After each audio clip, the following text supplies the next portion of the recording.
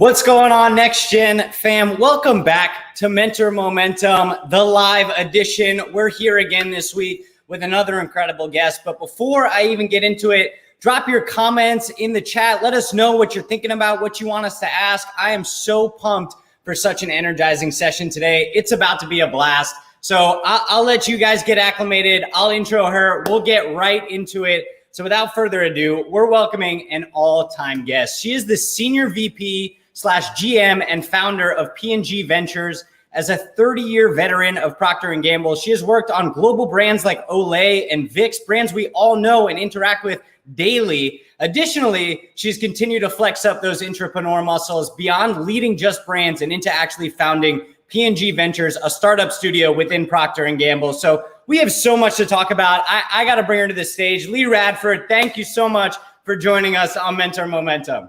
Hey, Andrew, it's great to be here. Looking forward to it. Leigh, I want to dive right in. So Next Gen, we have a mentor. His name is Rich Keller. He's an ex-branding guy, worked on Godiva, worked on Planters Peanuts. And he always says to me, when you're in the brand world, you're basically an entrepreneur. You're leading your own brand. What are your thoughts on this for everybody out there that's working in CPG, leading a brand? Are they technically an entrepreneur over their own brand? Yeah, they are, especially if they're creating new brands from scratch. You are an entrepreneur all the way. But I think in any good business where you're leading a business, you have to constantly be reinventing yourselves. And that's the heart of entrepreneurism, right? So there's running billion-dollar businesses or doing startups. There's always a little element of it. Absolutely. You answered the age-old question. I can now confirm to Rich that he's telling the truth when he says that if you're leading a brand, you're also an entrepreneur. But Leah, I want to talk for a moment about entrepreneurship because you are like the all-time entrepreneur. In addition to, like we've said, leading brands like Olay and Vicks as the entrepreneur of the brand, you've also completely developed in-house a brand new initiative in P&G Ventures. So talk to us a bit about that journey and how you were able to really innovate within P&G and a little bit about that mentality so our people who are at large organizations can learn from you and perhaps do the same thing. Yeah, great. Well, let me tell you a little bit of what P&G Ventures is. It's a startup studio within P&G. We're focused on building new billion-dollar brands in new categories that we aren't in today. So we don't do the next hair care, the next Tide. We really work on new categories that don't exist for consumers today or may not exist within our company. And that allows us a lot of freedom to run and innovate and be creative and figuring out what those unmet needs are and creating new brands for the future. As far as it is a lot about entrepreneur and entrepreneur. We're 1 foot inside the company, 1 foot outside the company. I'm definitely a believer the next billion-dollar brand will come from a partnership that is both externally driven and internally, aided. So that's what we're all about. Yeah. Leigh, can you talk to us why you guys decided to go the route of the venture studio versus, a corporate accelerator or a corporate VC investment arm? Yeah, because we knew that we could offer something different than what is out there today. There's a lot of good options for entrepreneurs. We offer something a little bit different. And it's really by talking to the entrepreneur on what their biggest need is. How do they want to be in their business? Do they want to be a CEO? Do they want to be an advisor? Do they want to exit? Do they just want a licensing agreement? So we have multiple different models that are really focused on what the entrepreneur or the inventor or founder wants to be. And we also know that we can offer a lot of help where they need the help. If it's branding, manufacturing, scaling, regulatory, product development, that's all our wheelhouse. So when you can combine the best of the outside and best of the inside, it's a different model than what is out there today in the traditional VC or corporate venture world.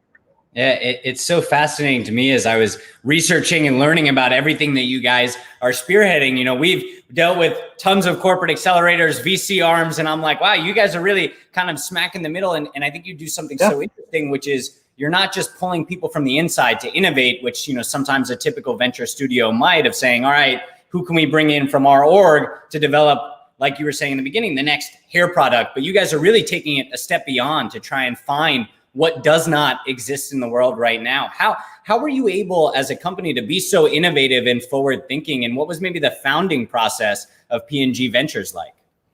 Yeah, well, first of all, it's 180 years of really talking to consumers around the world. You realize when there's unmet needs that aren't being solved today by the products that are out there today.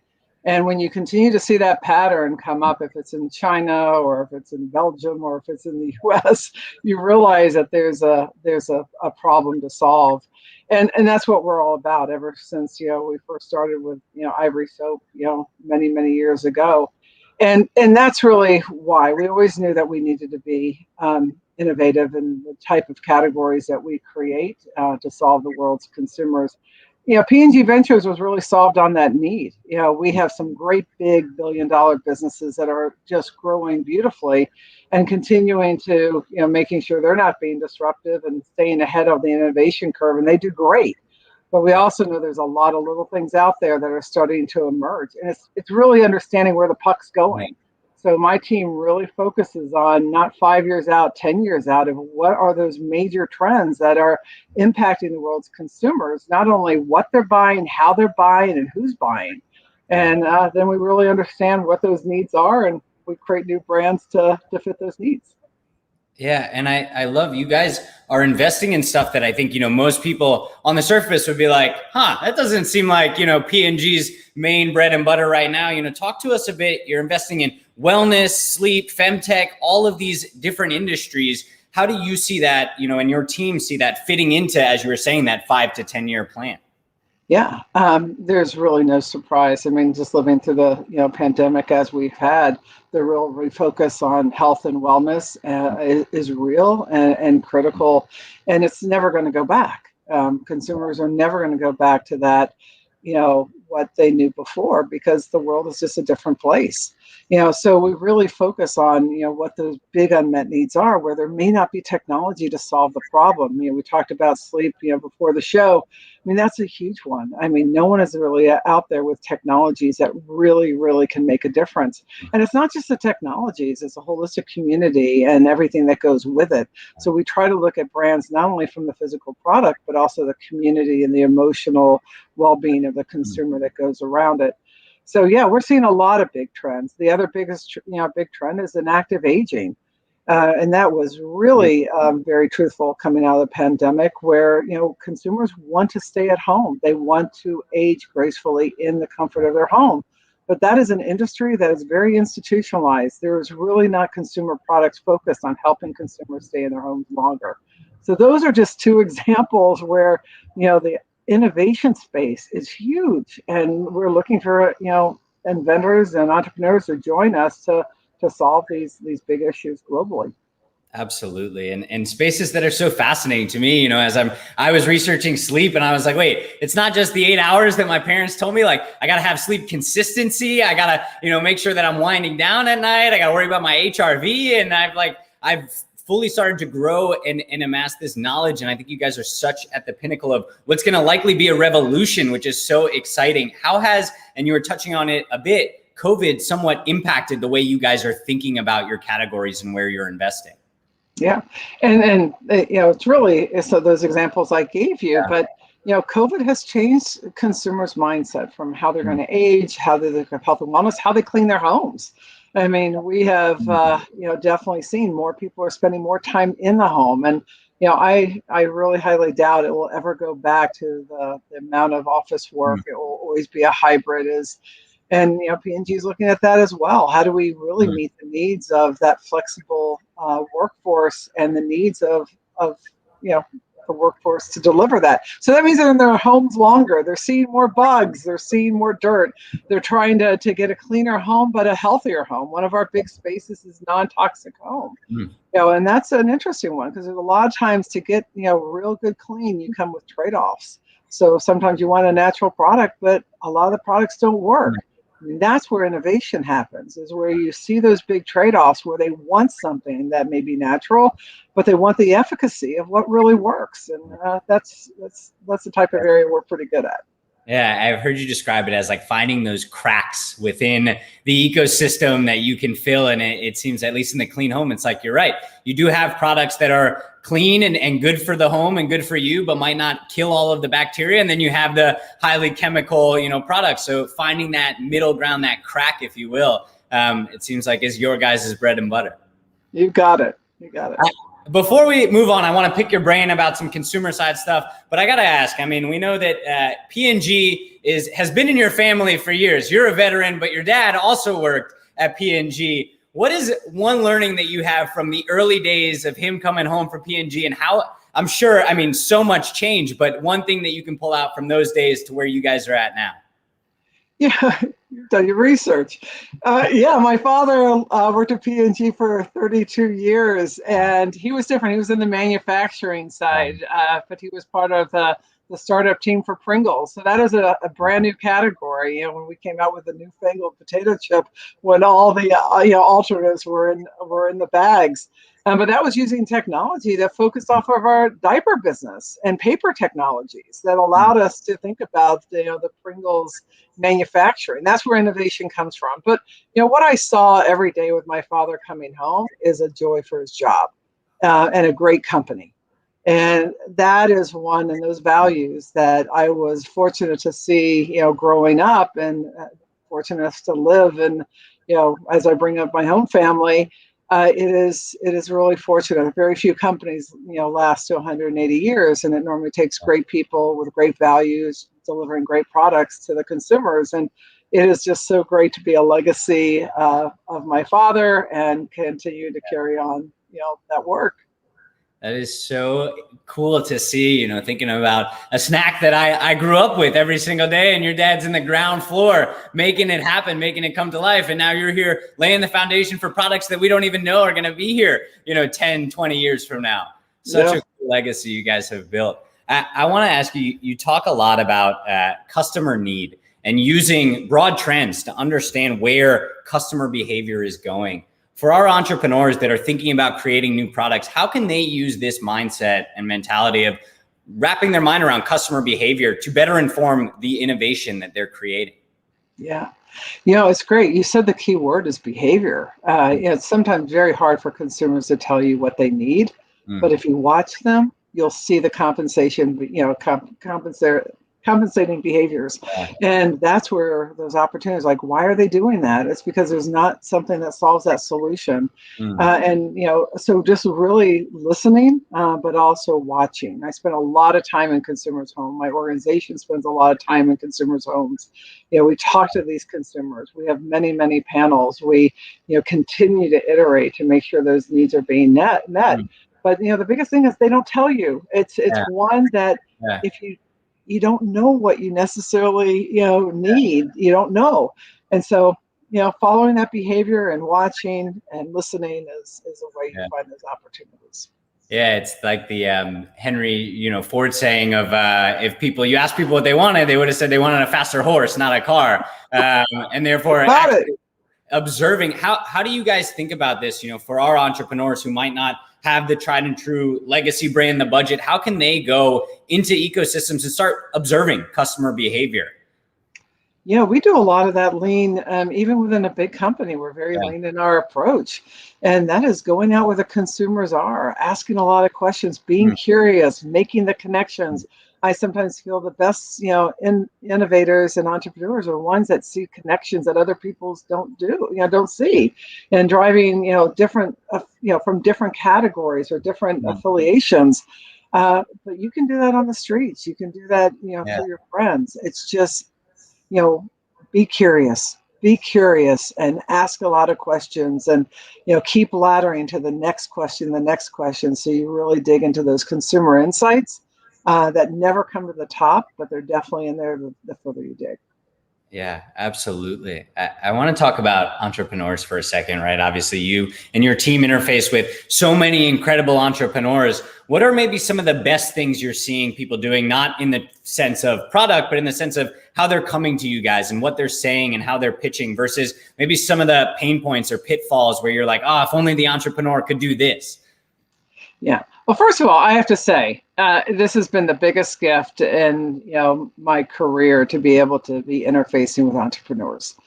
Coming from a big corporate background and being out there and having a lot of coffees, and really, getting to know this community is amazingly generous. It's all about helping each other out and, pushing the peanut forward. And it has just been an honor to be part of that.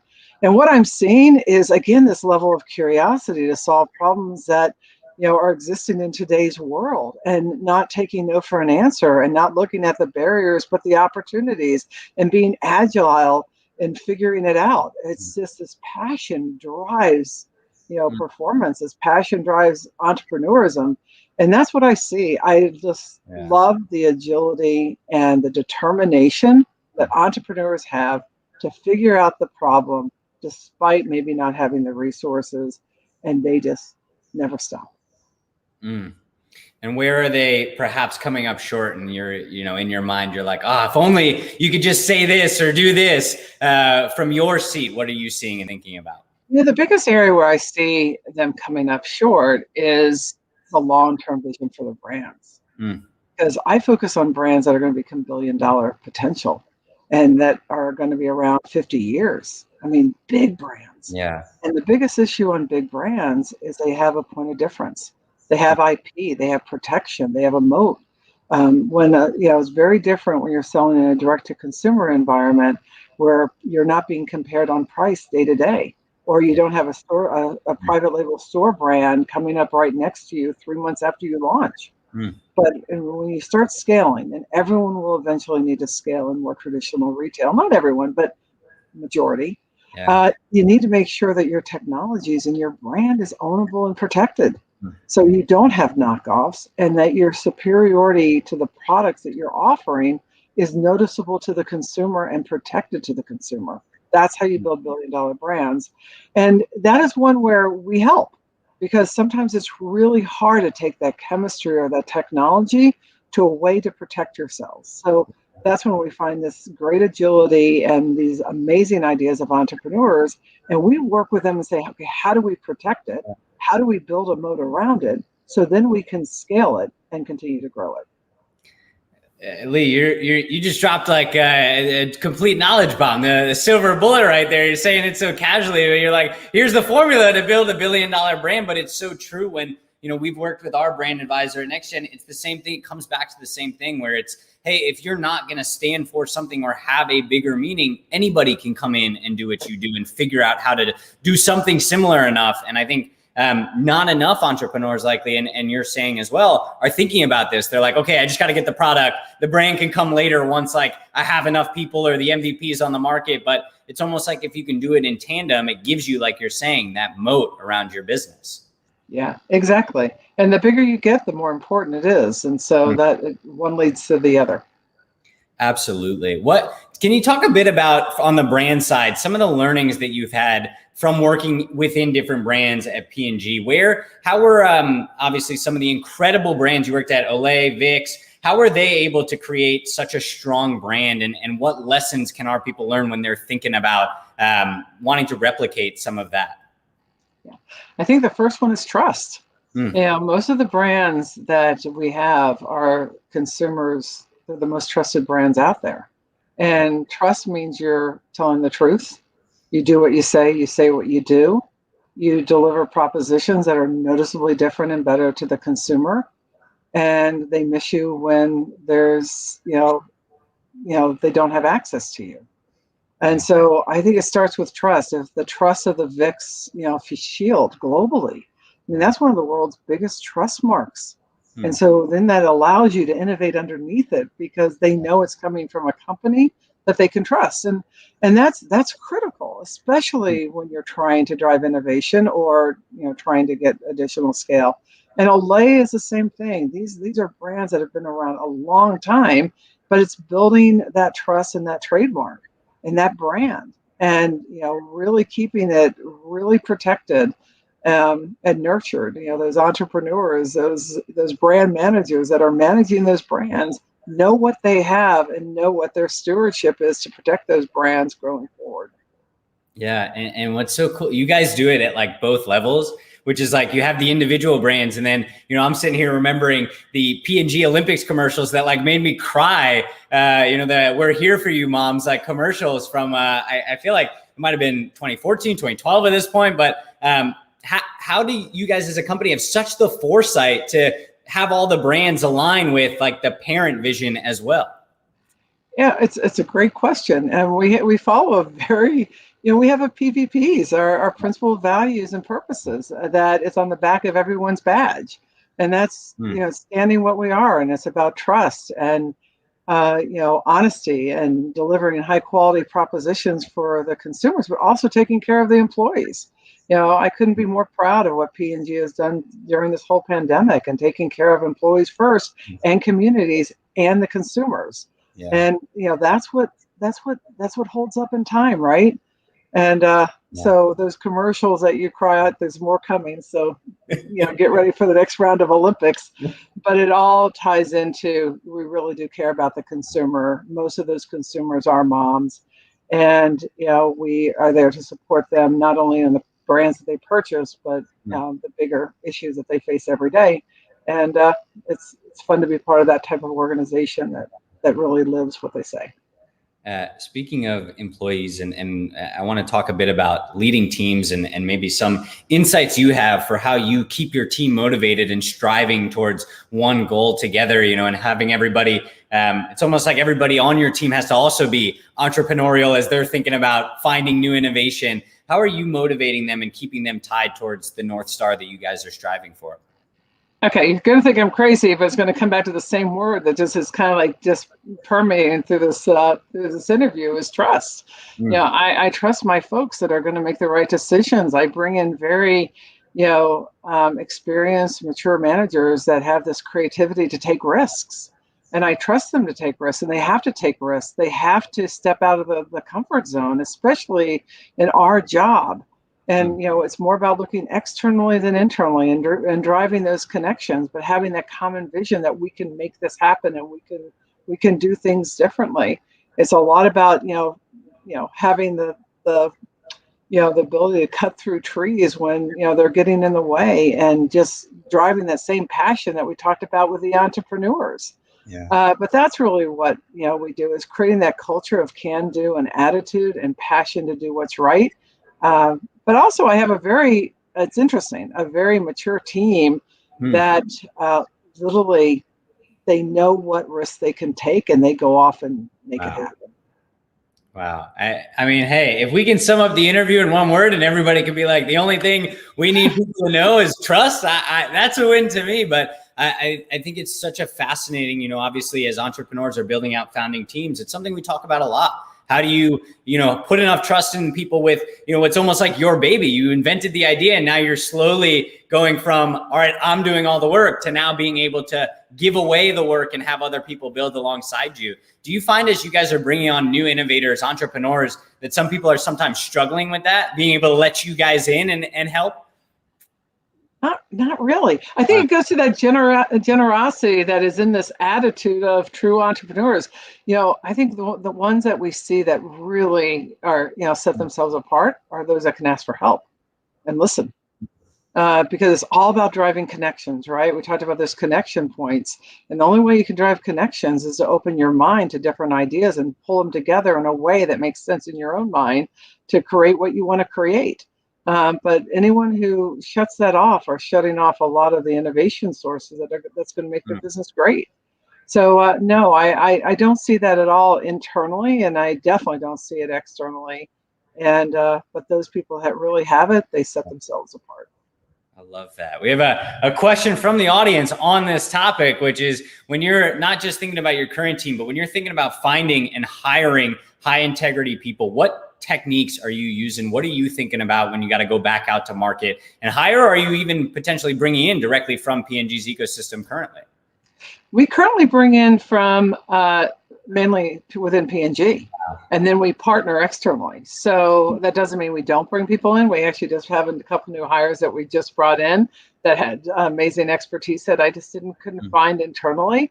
And so it's a little bit of both, but we're finding there's a lot of entrepreneurs in our company that want to be unleashed. So that's where we focus most of the talent. But we love bringing them in, and just the partnerships and entrepreneurs that we partner with on the outside, is critical for our success.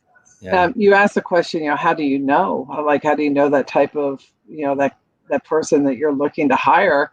A lot is intuition and, who they surround themselves with, right? Yeah. Absolutely. One thing we love to talk about here is mistakes, and the lessons that you can learn from mistakes you made along the way. So obviously you're out at the forefront doing crazy innovative stuff, which I feel like it means mistakes will happen. Is there a mistake, a failure along your journey, and a lesson you learned from it so that our people can avoid that same trap? I think the biggest lesson I've learned across my career, but even more so in P&G Ventures, is the importance of failing fast. Staying lean and failing fast.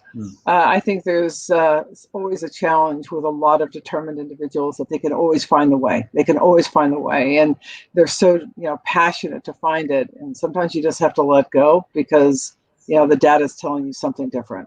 So I'm a firm believer in data along with intuition. But the biggest lesson that I've learned is really the importance to make calls and prioritize and fail early, fail fast. Yeah, so you've spoken about intuition a few times now. Is there any practices that you've done to kind of hone that, right? Obviously, entrepreneurs in the same ecosystem need to fail fast. They need to be able to say, all right, this feels good, this doesn't feel good. And obviously data, while it is so great, sometimes it's like you just have the feeling that you got to go a different direction. How are you practicing this, trusting your intuition and knowing that that's the right path to go forward with? I'm a big believer in hypotheses. So putting stakes in the ground and say, hey, this is what I believe. This is what my gut is saying. Let's prove it right and prove it wrong, or prove it wrong. So one thing is great about gut, but kind of putting it out there and making sure you're proving it one way or the other so you don't follow a false gut. So I'm a big believer. That's why I think scientists do so well in innovation, because they test a lot of things and they hypothesize. So when you hypothesize, that means you set the vision. You're going to prove it right or wrong. So you go out there, put the stake in the sand, and go towards that vision. And then if it proves you have to pivot it or move it or kill it, it's very, very clear. But just going out there and following gut without some road marker is a scary thing. Absolutely. I love that. I think it takes, everybody hears this word, follow your intuition, follow your gut, but you're giving them actual tangible ways to say, okay, it's a way to test. And when it's wrong, you then have that data to feed back to you to say, okay, if I have that same feeling, not the place to go this time, maybe test a separate hypothesis. Exactly. Yeah. All right. We got to the part of the interview that I promised. You said, all right, you asked if we're going to talk about meditation, mindfulness, anything that you're doing. So I got to ask about what you're doing in your own personal journey, both personal and professional, tips, tricks, habits that allow you to keep performing at such a high level. Yeah, it's interesting. I find my ways to I love travel. I think that's been really, really hard during this whole pandemic, but I love meeting new people and finding new ways and exploring new options and keeping my mind open and stimulated in that different ways. And I do it more in communications and talking to different people with different backgrounds. And that's kind of how I keep myself fresh.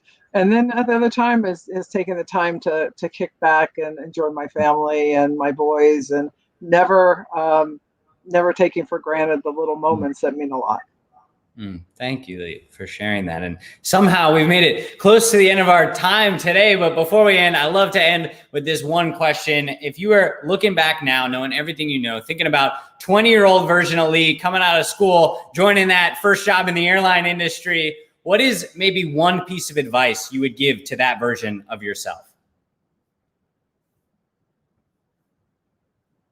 Oh. Leigh, did we lose you? Oh, we did, Andrew. It was a final question, and you went black. All right. We'll get rid of that. Nobody saw. We'll edit it in post. Right back at you. Thinking back now, looking back on that 20-year-old version of yourself, coming out of school, joining that first job in the airline industry. Told you I did my research, but what is one piece of advice that you would give to that 20-year-old version of yourself, and ultimately this audience that you're talking to? Yeah, follow your passion, even if it's the road less traveled. I'm a firm believer, and just you kind of know what makes you happy. And if you're happy, you're good at it. And if you're good at it, you're successful. And so follow those industries and the jobs, the ones that you just wake up and you want to jump into. That's the biggest advice I can give. And it's a big gift, because a lot of people live their whole life never necessarily finding it.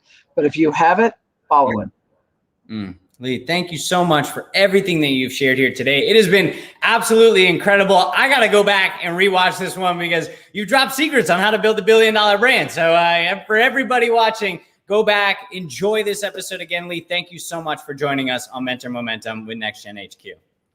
Andrew, it was great. It's such a pleasure. Best of luck to you. Thank you, Leigh. That was incredible. I mean, if you're watching right now, I hope that you enjoyed that episode. Everything from Leigh's takeaways on how to build a brand to her ability to motivate her team and find people, and then even Procter & Gamble's brand of trust, and trust being so prevalent even in the employee culture all the way to the brand and the parent company. So there is so much jam-packed insights in that episode. And if you're innovating in any of the spaces that P&G Ventures is looking at, definitely check them out. They can help you, the next gen entrepreneur, get to that next level in your journey. So I hope you enjoyed. This has been Mentor Momentum with NGHQ. Thank you so much. Catch you next time.